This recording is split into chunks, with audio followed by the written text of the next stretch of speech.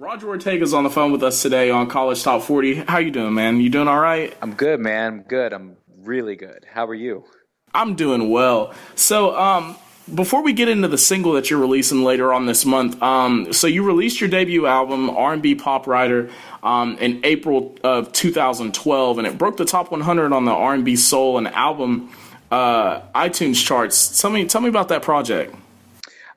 That was a project that I kind of fell into, as a writer and with an independent label behind me. And they had really pushed for me to be an artist and, record an album. And I wasn't quite sure that I wanted to do that. But in the end, I think it was the right decision for me. And so it was really, what I love about that album is that it was a really hands-on project for me. And just kind of a way to get my foot in the door. And what that album did was get my name out there and allowed me to pursue this career full time. So that album means a lot to me. Now, production-wise, it's probably not the best. And looking back at and as when I compare it to what I'm doing now versus what that album was, it's night and day. It's really night and day. Yeah. And but I worked with some really great producers on that album. But I had written every single song on that album and continue to do that. So.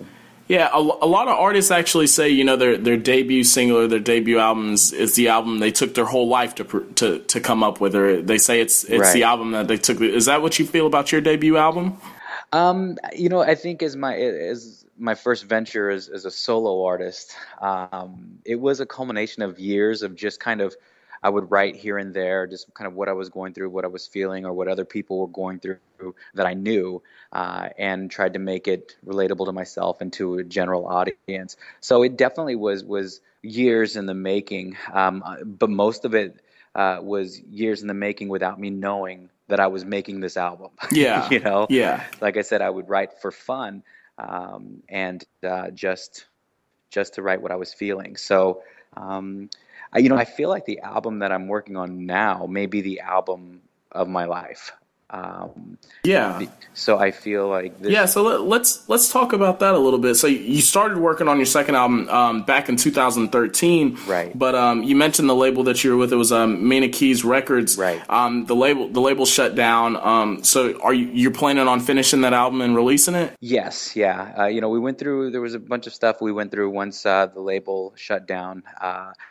So I was kind of stuck for a little while, and but I ended up picking it back up again and getting some of the songs back that I'd recorded, and found some new producers to work with.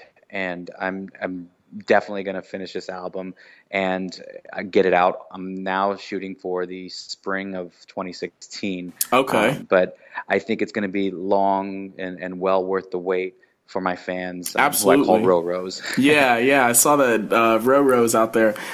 So you've done a few music videos for your tracks as well, like your song "I Can't Wait" and "Drink Up, Freak Out." Tell me about those projects. What was it like coming up with the videos for those songs? It was really cool. The directors that I worked with both had very similar visions as I did. And there were two completely different directors. And what was interesting about the first video is that it was really just me and this girl. And my wife, I am married, was actually right off to the side, videoing, taking pictures behind the scenes, rather, the whole time. Right. So that was probably an interesting dynamic. She wouldn't go into the bedroom. She didn't want to go into the bedroom for those scenes. Yeah, I can understand. but she was really pleased with the overall project. She's been a really strong supporter. It's a great video. Yeah, great video that you came up with. The Drink Up Freak Out video was very much the same. I mean, we had all these beautiful women there, and she was there, supporting me and getting behind the scenes footage and whatnot. But they were long, shoots, but they were fun shoots. We just had, everything was just so much fun, and I'm really pleased with the way everything came out. Yeah. All right. So, can Candy Store. Let's talk about Candy Store. That's your big single that you have out right now, and that's a really, really fun track. Tell me about that. Tell me about the. I love the line. You feel like a kid in the candy store. Yeah. And a lot of people, use that phrase for different things when they're taking in things that they're overly enjoying. Tell me about how you came up with that track and what it was like recording that. That track was directly inspired by a show that I did in Miami in 2012 or 2013. And, there were just, I think, 500, 600 girls there. And there was just so many. I'm like, oh, my God, this is crazy. And I felt like a kid in a candy store. And I just wanted to write something fun, something kind of sexy to kind of, get the listener or my fans into my mindset of what was going on in my head at that moment. And then we ended up getting a producer to finish it. The song was actually, it started being produced by the owner of the independent label that I was with, Mena Keys. It was produced initially by George Mena. Unfortunately, he couldn't finish the song as he passed away. So the song sat for a long time. And through a series of events, a producer out in LA picked it up, loved the track, revamped it a little bit, got us the St. Maurice, who is actually Daniel Curtis Lee, and he's like a Nickelodeon star. Yeah, he's from Nickelodeon. Yeah, and to just spit fire on the track and just took it to a whole new level. So the song always goes over well with my fans and crowds, and it's just a fun piece, and I love doing that song. Yeah, it's a really fun track to listen to. Definitely has that. It has that fun club scene type of feel to it. It's one of those songs that you'd go to listen to, when you're about to go out to the club with some of your friends. Exactly. And it's a pregame song almost. That it is. So you're a songwriter and a producer too, and you've mentioned about writing your music. Do you write and produce all of your own music? I don't produce all my own music. I don't think I'm as skilled at the production side of it as some of the people that I'm working with. Mm-hmm. I'm working with some really talented producers from Canada right now, the Reza brothers, and I think, actually there's no thinking about it. These guys are going to finish out the rest of the album, and there's just no going back to anybody else right now for this project. Yeah, and we had Andrea Godin on a couple weeks ago, and she mentioned those producers as well. So they definitely are putting out great work because she's got great work in the mix that she had mentioned that they had produced for her. So I'm hearing great things about them. I'm looking forward to the new album coming out. So let's talk about the single that's coming out in the end of the month. It comes out the 28th? September 29th. 29th. So we're 20 days out.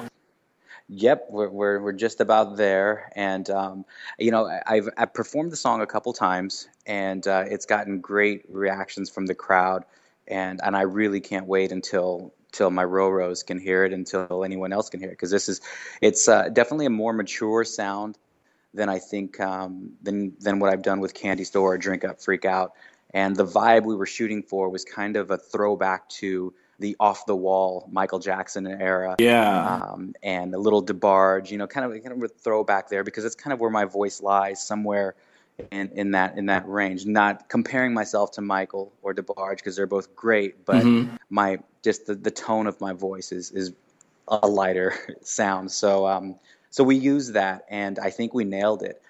We used live brass on the track, which was done by a guy who actually he did the horns on All of the Lights by Kanye West.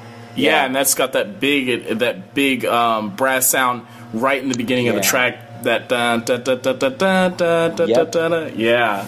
Wow, so that's amazing. Excited to get him on board for the project, and he nailed it. He just took the live horns just took the song to a whole new level. So. Right, and it's always, you can always tell that different feel that a song has, and in a day where in Pro Tools you can make anything sound almost exactly like exactly like the live instrument, but when you have that real original live instrument feel to it, I really think fans and music enthusiasts can really tell the difference and appreciate the sound so much more. Credibility to it. It really adds a sense of credibility. So I'm really excited. I can't wait till it's out there and people can listen to it and groove to it and just love the song.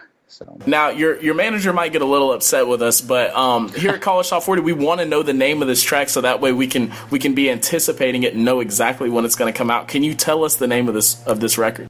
The name of the song is All of Me. And, All of Me. Okay. All of Me got a brass sound to it. I'm trying to imagine it in my head and trying to pick out the melody if I can to predict it. But it will definitely end up in our rotation here at College Top 40. I'm almost positive. Now, Roger, tell me, if you could pick any artists in the world to collaborate with, or who would you want to collaborate with, or who have you collaborated in the past that you really enjoyed? I think I would really be interested in collaborating with Neo. And he's a songwriter as well. He's a phenomenal writer.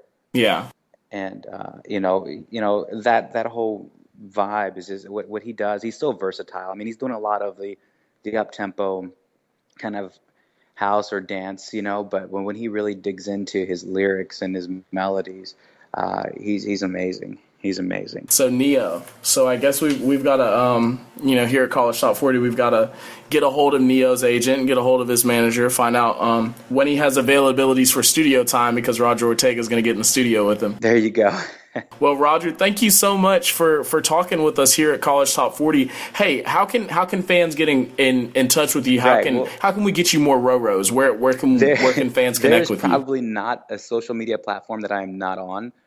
There's Twitter, Facebook, Instagram, YouTube, Periscope, and you name it, I'm there. But the best way to find me is just go to rogerortega.com, and you have links to all of my social media there. Okay. And hopefully people will go, click on it, learn a little bit about me, listen to some of the songs, and become Roros. Good. So September 29th, all definitely. iTunes. Definitely. Hey, last question for you. Mm-hmm.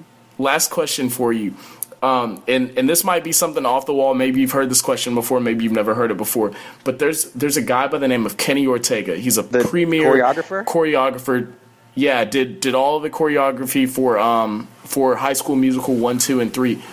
Are you related to him by any chance?